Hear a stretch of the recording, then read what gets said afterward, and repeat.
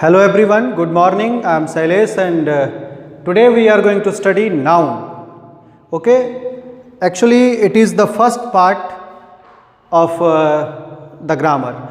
We have to read it. One thing before noun, that is parts of a speech. Just a minute, I will write it. Look, what is parts of a speech? Let us learn the Hindi meaning of speech, that is bhasha, and parts means prakar. We can say bhasha ke prakar, and how the language form. Language form with the help of words, and so we can write here types of words. When we talk about parts of speech, we generally talk about the parts of words. Okay, what we have to say here, what is parts of speech? All the English words, यानी अंग्रेजी भाषा में जितने भी शब्द हैं, all the words in English language that we talk about comes under the parts of speech. वो parts of speech के अंदर आता है, और parts of speech को 8 भागों में बांटा गया है. क्यों 8 भागों में बांटा गया है? उसके अलग अलग कार्यों के आधार पर. पार्ट्स ऑफ स्पीच के अंदर जितने भी वर्ड्स आते हैं, सबका कहीं ना कहीं सेंटेंस में काम पड़ता है, और सेंटेंस में वर्ड्स के यूज के आधार पर we divide these words into 8 groups. और हम लोग 8 लाख वर्ड्स हैं अंग्रेजी में. कितने वर्ड्स हैं? 8 लाख. तो लगभग 8 लाख शब्दों को हम 8 भागों में बांटते हैं. That is parts of speech. And the first part is noun. So today we are going to study first about noun. What is noun? What is noun? बचपन में हम लोग पढ़ते थे noun is the name of person, place, animal, things, feelings और idea. तो बहुत चीज़ें पढ़ते थे, नेमिंग वर्ड भी पढ़ते थे. हम लोग इस चीज़ को उतना बड़ा परिभाषा नहीं पढ़ेंगे, सिर्फ एक वर्ड पढ़ेंगे. That is name. What is this? That is name. Okay? Noun means name. संज्ञा. आप बहुत सारे लोग उलझ सकते हैं, संज्ञा छोड़ दीजिए.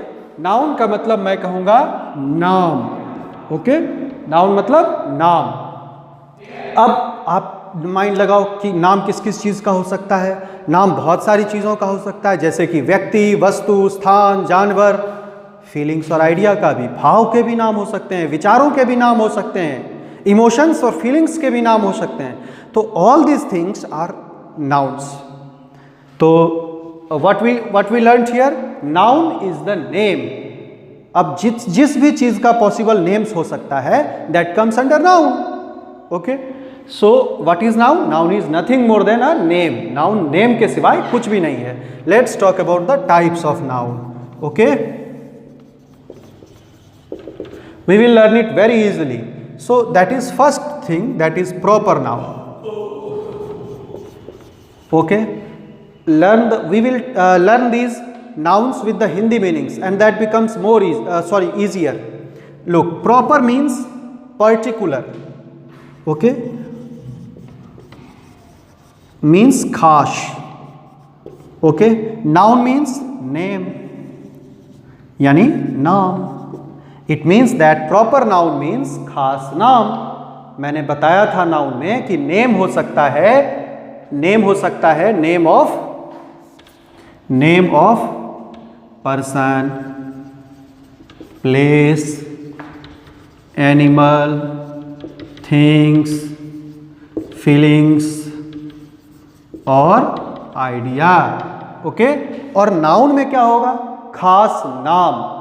देखो, जब भी किसी व्यक्ति का, स्थान का, जानवर का और वस्तु का खास नाम की बात हम करेंगे, तो that will become the proper noun. Okay, खास नाम. देखो, तो यहां पर हम इसके डेफिनेशन में क्या लिखेंगे? Particular name of person, place, animal, thing. Okay, अब इसके अंदर क्या आ जाएगा? खास नाम. जैसे कि देखो, एक पर्सन के अंदर खास नाम क्या हो सकता है? राम एंड सीता, है ना. प्लेस के अंदर Patna, Begusarai, that is the खास नेम, है ना, पर्टिकुलर नेम्स। अब एनिमल के अंदर गाय तो बहुत सारे होते हैं, लेकिन मेरे घर में जो है उसका नाम Champa, Chameli, you can say write the names of the cows. So अब डॉग का नाम, एक डॉग का नाम मुझे मालूम है, टॉमी। और थिंग्स में भी खास नाम, जैसे कि अभी किताबों की बात करते हैं। किताब कॉमन नाउन है क्योंकि किताबें तो बहुत सारी होती है, लेकिन किताबों में Ramayana, Bhagavat Gita, Mahabharata, these are the proper name, है ना। तो let's write here Ramayana. Himalaya, we can also write the name of the mountain, proper mountain, okay. और इसके पीछे द भी लगता है ना, तो we put it here. And now let's come to the point, next thing, that is common noun, okay. देखो, common का मतलब क्या होता है? सामान्य। सामान्य। नाउन मतलब नाम। तो सामान्य नाम का मतलब जो खास नहीं है और जो सामान्य है, यानी वो पूरी जाति का बोध करवाता है, एक सिंगल वस्तु का बोध उसमें नहीं होता है, वही हो गया कॉमन नाउन। तो इसके अंदर अब जैसे यहाँ राम एंड सीता क्या था? वो मैन और वुमेन था। तो हम यहाँ पे लिख लेते हैं पहले, common name of person, place, animal, thing. अब इसके अंदर हम दे सकते हैं एग्जाम्पल में, पर्सन, पर्सन के अंदर मैन, वुमेन, बॉय, काव, डॉग, माउंटेन,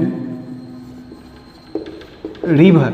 अब इसी रिवर में यदि हम खास नदी की बात करेंगे तो Ganga, Yamuna, Kaveri and Krishna. One second sir, this is now the collective noun. Collective means समूहवाचक, यानी जो that denotes the groups, that denotes the collection. So let's talk about the collective noun. Collective means समूह का नाम।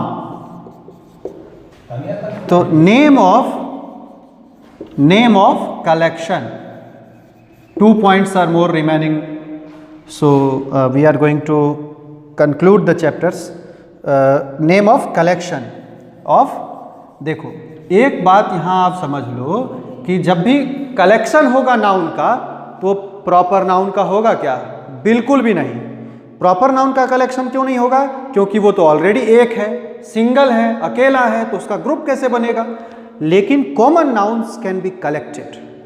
कॉमन नाउन्स को collect किया जा सकता है। बॉयज़ का ग्रुप हो सकता है, गर्ल्स की ग्रुप हो सकती है, काउज, डॉग, माउंटेन्स, रिवर्स, ये सब के ग्रुप हो सकते हैं, है ना। तो इसीलिए हमने लिखा है नेम ऑफ कलेक्शन, कलेक्ट समूह का नाम। और समूह किसका बनेगा? ओनली कॉमन नाउन का। मटेरियल होता है द्रव्यवाचक, जिसको हम काउंट ही नहीं कर सकते हैं, एक से ज़्यादा वो होगा ही नहीं, दैट इज ऑलवेज सिंगुलर, तो that can not be collected, उसका समूह नहीं हो सकता। एब्स्ट्रैक्ट का भी समूह नहीं होगा, तो समूह सिर्फ एक का ही होगा, वो कॉमन नाउन है। कॉमन नाउन के समूह का नाम, यानी जैसे हमने कहा student, student that is common noun, लेकिन स्टूडेंट्स के ग्रुप को हम क्या बोलते हैं? Class. And what is that? That is collective noun. हम बोलते हैं जजेस, जजेस are the common noun, but what we से द ग्रुप ऑफ जजेस? वी से बेंच और जूरी, जूरी ऑफ जजेस, बेंच ऑफ जजेस। तो what these words are? Bench and jury, these are the collective nouns. Okay, we write some point, some examples here.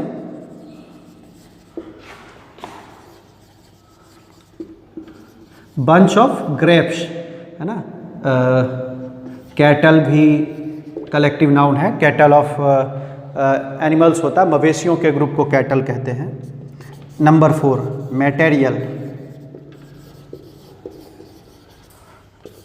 Number 5 we write here abstract. Look, material means द्रव्य, द्रव्य का नाम। द्रव्य का मतलब होता है वैसी वस्तु जिसको हम गिन नहीं सकते हैं, क्या करते हैं? नापते तौलते हैं। तो वैसा वस्तु जिसे हम नापते तोलते हैं, गिन नहीं सकते। तो थिंग्स, ऐसे हम लिखते हैं name of material substance, name of material substance. Okay, यानी इसमें आप समझ सकते हो can not be counted, can only be weighed और मेजर्ड।